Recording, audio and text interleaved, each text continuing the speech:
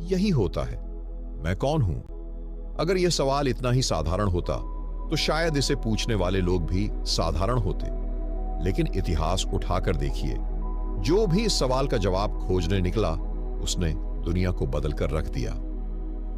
महात्मा बुद्ध को जब इस सवाल ने परेशान किया तो उन्होंने राजमहल छोड़ दिया।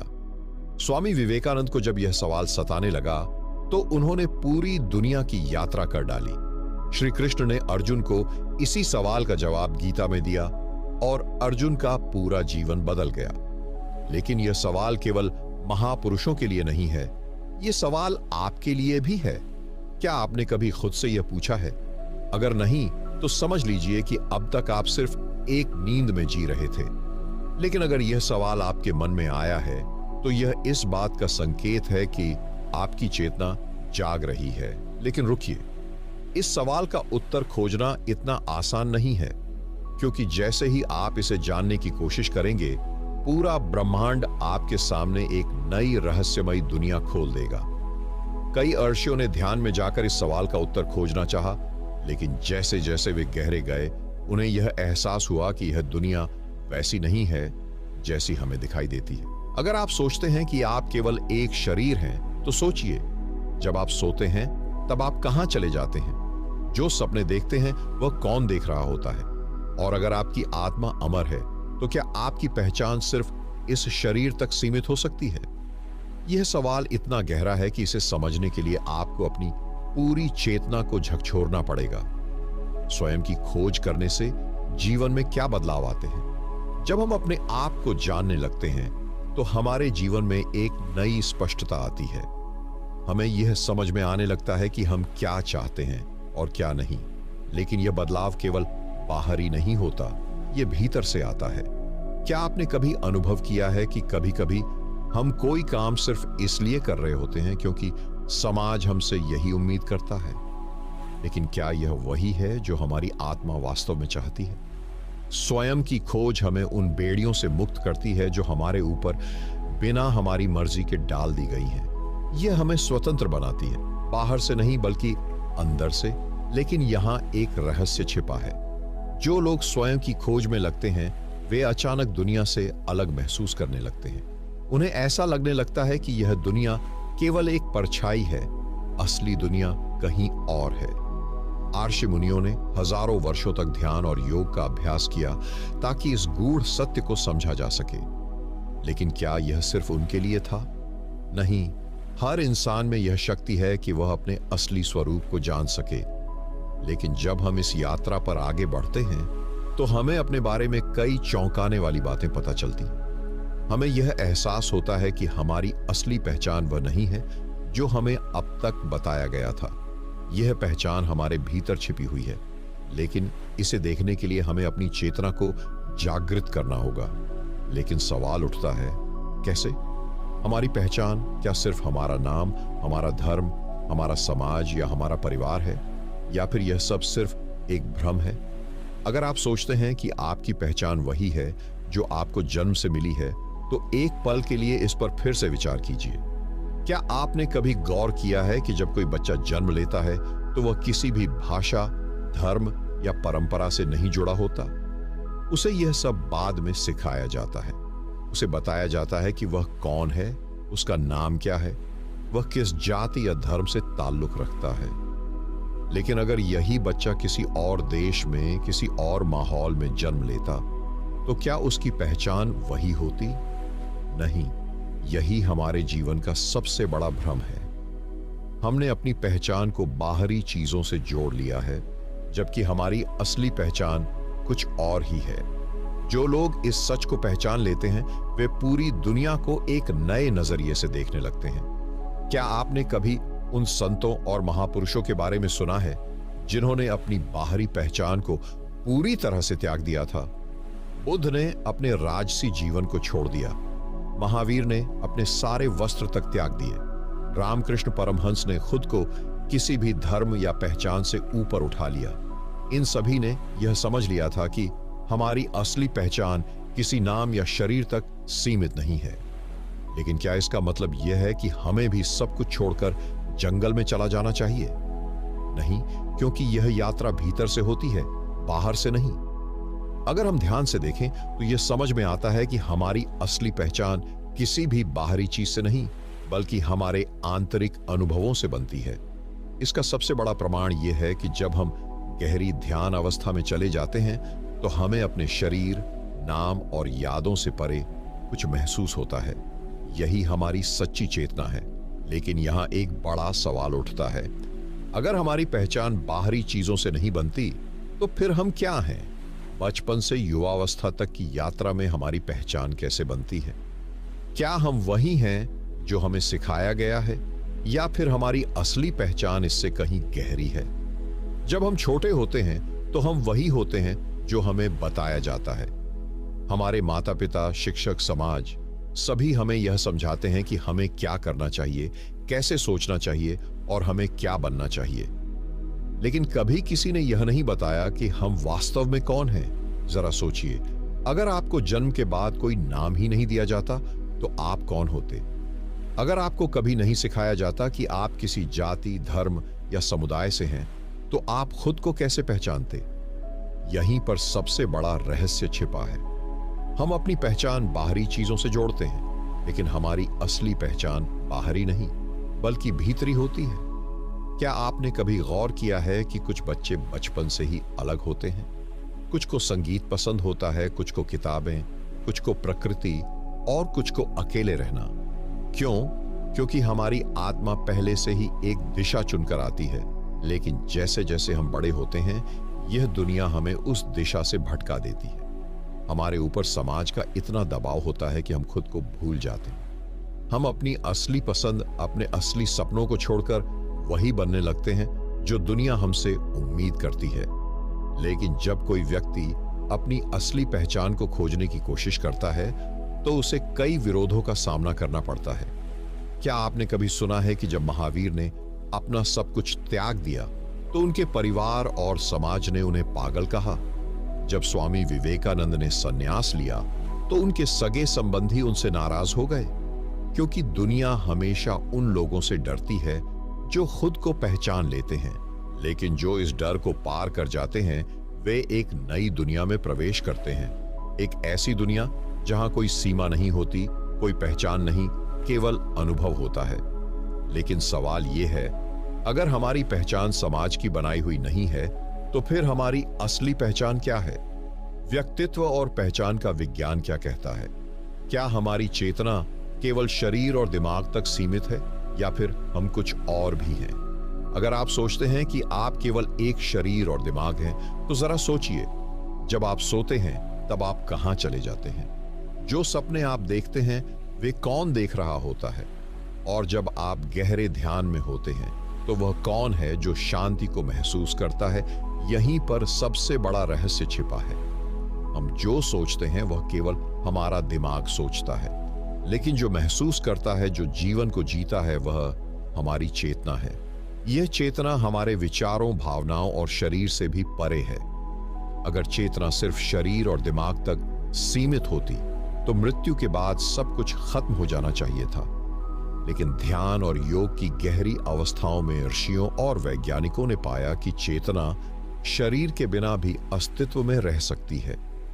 क्या आपने कभी उन लोगों की कहानियां सुनी हैं जिन्होंने मृत्यु के करीब जाकर भी खुद को जिंदा महसूस किया? कई वैज्ञानिक प्रयोगों में पाया गया है कि जब लोग गहरे कोमा में चले जाते हैं तो भी वे अपने आसपास होने वाली चीजों को महसूस कर सकते हैं। लेकिन कैसे?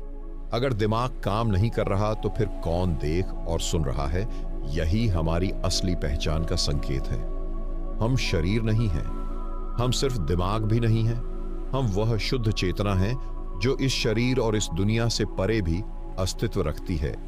यह विज्ञान भी मानता है कि हमारा दिमाग केवल एक रिसीवर की तरह काम करता है जो चेतना को ग्रहण करता है। लेकिन यह चेतना कहां से आती है? क्या यह ब्रह्मांड से जुड़ी हुई है? क्या यह अनंत है? जो लोग ध्यान और साधना में गहराई तक जाते हैं वे इस चेतना को महसूस कर सकते हैं। यही कारण है कि महान योगी और आर्षि हजारों साल तक ध्यान में बैठ सकते थे बिना किसी बाहरी ऊर्जा के। वे किसी और स्रोत से ऊर्जा ले रहे थे, एक ऐसी ऊर्जा जो हमारी चेतना से जुड़ी हुई है। लेकिन अगर हम यह चेतना हैं, तो फिर हमें यह क्यों भूल जाता है? क्यों हम खुद को केवल एक नाम, एक शरीर और एक दिमाग तक सीमित कर लेते हैं? आध्यात्मिक दृष्टिकोण से स्वयं की खोज कैसे की जा सकती है? क्या ध्यान और साधना वास्तव में हमारी चेतना को जागृत कर सकते हैं? अगर हम किसी योगी या संत से पूछें कि मैं कौन हूं, तो वे कोई किताब से पढ़ा हुआ उत्तर नहीं देंगे। वे कहेंगे, जानना चाहते हो तो अपनी आंखें बंद करो और भीतर देखो, क्योंकि यह उत्तर पढ़कर नहीं, केवल अनुभव से ही जाना जा सकता है। जब कोई व्यक्ति गहरे ध्यान में जाता है तो उसे एक नई दुनिया का अनुभव होता है। पहले उसे सिर्फ अंधेरा दिखाई देता है, लेकिन जैसे जैसे उसकी एकाग्रता बढ़ती है, वह प्रकाश, ऊर्जा और अनोखे कंपन यानी वाइब्रेशंस को महसूस करने लगता है। क्या आपने कभी महसूस किया है कि जब आप किसी शांत जगह पर बैठते हैं और गहरी सांस लेते हैं, तो आपका मन हल्का और शांत होने लगता है? यह कोई साधारण घटना नहीं है। यह इस बात का संकेत है कि आपकी चेतना जागने लगी है। आर्षियों ने हजारों साल पहले यह रहस्य खोज लिया था कि अगर हम अपने विचारों को शांत कर लें, तो हमें अपनी असली पहचान का अनुभव होने लगता है। यहां एक बड़ा रहस्य छिपा है। आपकी चेतना केवल शरीर के भीतर नहीं है, यह पूरे ब्रह्मांड में फैली हुई है। योगी जब ध्यान में जाते हैं तो वे खुद को शरीर से अलग अनुभव करने लगते हैं। वे ऐसा महसूस करते हैं जैसे वे केवल एक ऊर्जा मात्र हैं, एक शुद्ध प्रकाश। यही आत्मा का अनुभव है, लेकिन इस अवस्था तक पहुंचना इतना आसान नहीं है, क्योंकि हमारा मन हमेशा भागता रहता है, कभी अतीत में, कभी भविष्य में, और जब तक मन शांत नहीं होता, तब तक हमें अपनी असली पहचान का अनुभव नहीं हो सकता। तो क्या इस चेतना को जागृत करने का कोई तरीका है? हाँ, योग और ध्यान की कुछ गुप्त विधियां ऐसी हैं जिनके द्वारा हम अपने भीतर की चेतना को पूरी तरह से जागृत कर सकते हैं। प्राचीन आर्षियों ने इन विधियों को इतने गुप्त तरीके से रखा कि सिर्फ वही लोग इन्हें सीख सकते थे जो पूरी तरह से तैयार होते थे। लेकिन अब यह ज्ञान धीरे धीरे दुनिया के सामने आ रहा है। लेकिन क्या हर कोई इस ज्ञान को प्राप्त कर सकता है? लेकिन जब कोई व्यक्ति इस आत्म खोज की यात्रा पर निकलता है, तो उसे सबसे पहले समाज और बाहरी दुनिया की धारणाओं से लड़ना पड़ता है। क्या आपने कभी गौर किया है कि जब भी कोई व्यक्ति अपनी असली पहचान को जानने की कोशिश करता है, तो समाज उसे रोकने की कोशिश करता है? उसे बताया जाता है कि ऐसा मत सोचो, यह सही नहीं है। लेकिन क्यों? क्योंकि समाज हमेशा आपको एक ढांचे में देखना चाहता है। वह चाहता है कि आप वैसा ही सोचें जैसा बाकी लोग सोचते हैं। लेकिन जो लोग इस दायरे से बाहर निकलते हैं, वे असली रहस्य को जान जाते हैं। क्या आपने कभी महसूस किया है कि जब आप ध्यान या आत्मचिंतन करते हैं, तो आपको एक अजीब सा आनंद मिलता है? यह कोई साधारण चीज नहीं है। यह इस बात का संकेत है कि आपकी आत्मा जागने लगी है। लेकिन यहां सबसे बड़ा विरोध शुरू होता है, समाज और आपकी आत्मा के बीच। जैसे ही आप अपनी असली पहचान को समझने लगते हैं, दुनिया आपको बदलने की कोशिश करती है। क्योंकि अगर आप सच में जान गए कि आप इस शरीर, नाम या पहचान से परे हैं, तो आप किसी भी बाहरी नियंत्रण से मुक्त हो जाएंगे। और यही समाज को सबसे ज्यादा डराता है। महान ऋषि और योगी इसी कारण जंगलों और गुफाओं में चले गए, क्योंकि वे यह समझ चुके थे कि यह दुनिया केवल एक भ्रम यानी इल्यूजन है। लेकिन क्या आत्म खोज के लिए हमें भी समाज से भागने की जरूरत है? नहीं। अगर हम इस दुनिया में रहते हुए भी अंदर से मुक्त हो जाएं, तो यही सबसे बड़ा योग है। लेकिन यह इतना आसान नहीं है, क्योंकि यह दुनिया हमें बार बार हमारी झूठी पहचान की याद दिलाती है। तो क्या इस दुनिया में रहते हुए भी हम अपने असली स्वरूप को पहचान सकते हैं? कला और स्वयं की अभिव्यक्ति कैसे जुड़ी हुई है? क्या संगीत, लेखन और रचनात्मकता हमें हमारी असली पहचान से जोड़ सकते हैं? जब हम कोई मधुर संगीत सुनते हैं, तो क्यों हमें लगता है कि यह हमें कहीं और ले जा रहा है? जब हम कोई कविता पढ़ते हैं, तो क्यों ऐसा लगता है कि यह हमारी आत्मा से बातें कर रही है? यहीं पर सबसे बड़ा रहस्य छिपा है।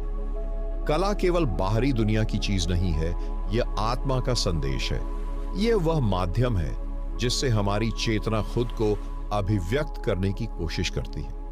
क्या आपने कभी देखा है कि दुनिया के सबसे महान कलाकार, कवि और संगीतकार सामान्य जीवन नहीं जीते थे?